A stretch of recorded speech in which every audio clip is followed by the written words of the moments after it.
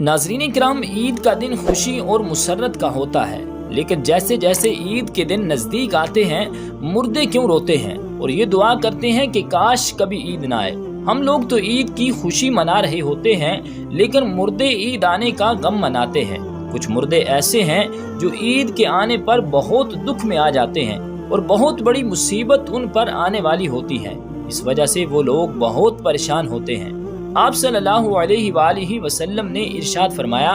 اگر کوئی شخص رمضان کے مہینے میں انتقال کرتا ہے تو اس کے اوپر عذاب نہیں ہوتا اور قبر میں اس سے سوال و جواب نہیں کیے جاتے، چاہے وہ کتنا بھی گناہگار بندہ کیوں نہ ہو۔ رمضان میں اس کا انتقال ہو جائے تو رمضان کے مہینے کی برکت اس کو یہ ملتی ہے کہ رمضان بھر نہ اس سے سوال و جواب ہوتے ہیں اور نہ ہی رمضان بھر اس پر عذاب نافذ کیا جاتا ہے۔ جیسا کہ حدیث پاک کا مفہوم ہے کہ قبر کے اندر مردے کے لیے جہنم کی کھڑکی کو کھول دیا جاتا ہے اور مردہ قبر کے اندر جہنم کی تپش کو محسوس کرتا ہے، تو جو گناہگار مردے ہوتے ہیں وہ اس طرح سے جہنم کے عذاب اور گرمی کو قبر کے اندر محسوس کرتے ہیں۔ لیکن جب رمضان کا مہینہ آتا ہے تو آپ صلی اللہ علیہ وآلہ وسلم نے ارشاد فرمایا، تو جنت کے دروازوں کو کھول دیا جاتا ہے اور جہنم کے دروازوں کو بند کر دیا جاتا ہے، قبر سے عذاب کو اٹھا لیا جاتا ہے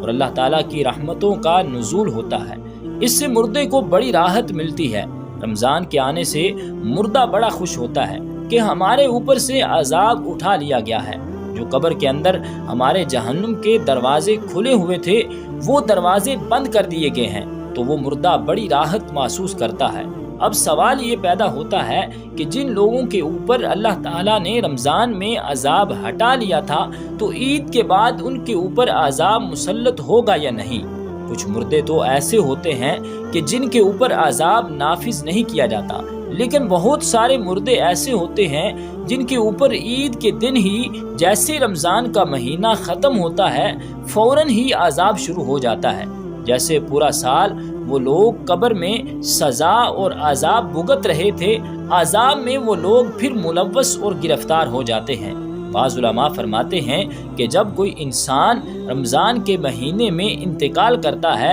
اور اس سے قبر میں سوال و جواب نہیں ہوتے، اور جب ایک مرتبہ کسی پر سے اللہ تعالیٰ عذاب اٹھا لے تو پھر دوبارہ ان پر عذاب نازل نہیں کرتا، بشرطے کہ اس کے لیے کوئی اصالِ ثواب کر رہا ہو یا مغفرت کی دعا کر رہا ہو۔ ہر مردے کو اس کے اعمال کے مطابق سزا دی جاتی ہے۔ جو نیک لوگ ہوں جن کو اللہ تعالیٰ نے کافی کر دیا کہ ان کو 2، 4 یا 6 مہینے سزا ہو گئی، بس اب رمضان کے گزرنے کے بعد دوبارہ ان پر عذاب نہیں ہوگا۔ لیکن اگر کوئی بہت زیادہ گناہگار ہے، مثلاً کوئی ایسا بندہ جس کا اسلام سے کوئی تعلق نہیں ہے، جو اسلام کو جانتے ہوئے بھی اسلام کو مانتا نہیں تھا اور کفر و شرک کا مرتکب ہوا، تو اس پر رمضان کے بعد بھی عذاب جاری رہے گا۔ ناظرین کرام، جب رمضان کا مہینہ ختم ہوتا ہے تو رمضان کی برکتیں بھی ختم ہو جاتی ہیں، شیطان کو قید سے رہا کر دیا جاتا ہے، مردوں پر سے رحم کا معاملہ ختم ہو جاتا ہے،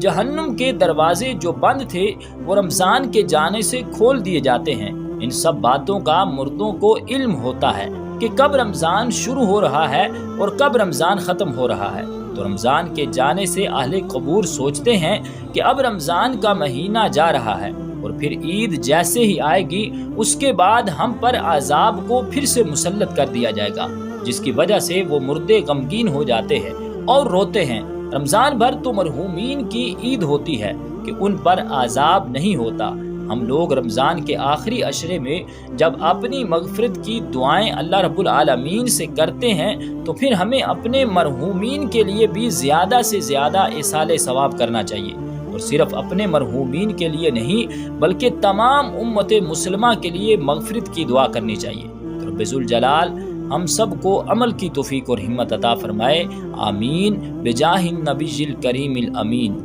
ویڈیو دیکھنے والوں سے گزارش ہے کہ میرے اس یوٹیوب چینل کو سبسکرائب کریں، بیل آئیکن کو پریس کریں اور ویڈیوز کو لائک کریں۔ شکریہ۔